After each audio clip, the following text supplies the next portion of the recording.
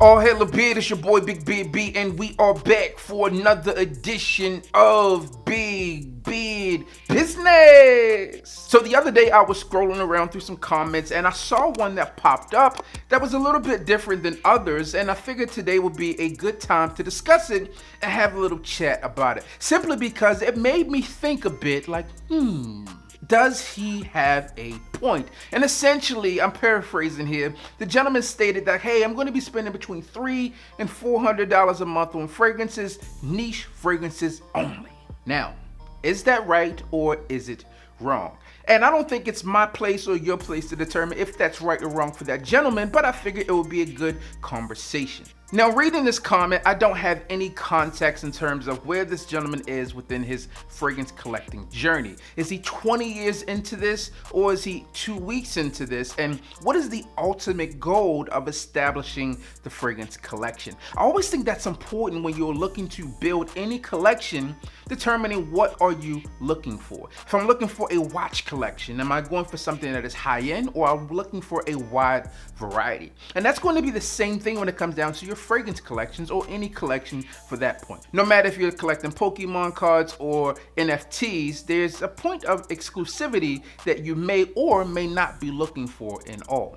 Now, $300 to $400 a month, that is a healthy budget when it comes down to the average Joe for fragrances. It really comes down to, do you want to explore the world of fragrances, or are you just feeling connected to certain brands? Is this a status thing, or are you looking to smell interesting? And that is my overall point. I wouldn't say that this gentleman is inherently right or inherently wrong. I think that it's going to be best for what suits his personal needs. Now, he's not going to be the first person out here that subscribes to the mindset of niche only. And again, I don't think there's anything wrong with that. If you're looking for fragrances that are exclusive, right? If you're looking for fragrances that have a bit of status to them, right? Obviously, there's a price point attached to it. Then you might want to go to the niche world of fragrances.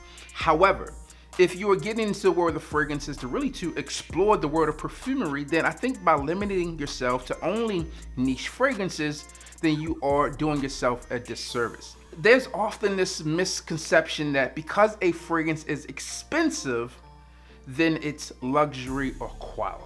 And that's not necessarily the case. There are plenty of designer fragrances and or cheap fragrances that will work just as good, or if not better, than niche fragrances. In fact, I would say when it comes down to compliment factor and what people are searching for on YouTube, designer definitely takes the cake because, one, in most cases, they're more widely acceptable to the masses.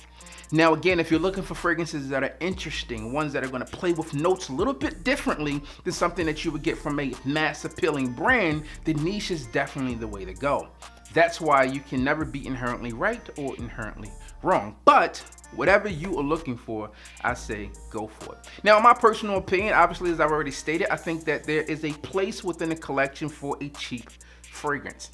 Now, is the cheap fragrance going to really have problems with performance? Maybe, maybe not.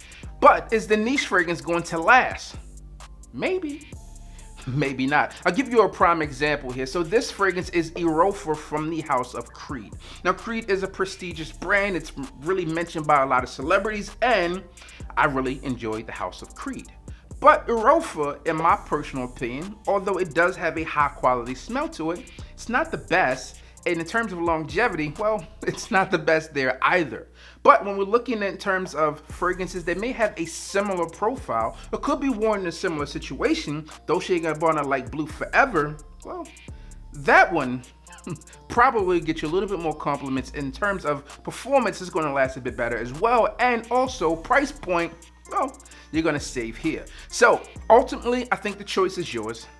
Right now, I know what some of you out there thinking. B, I don't want to buy clone fragrances, right? And that's not what I'm talking about here. That's another topic for another video.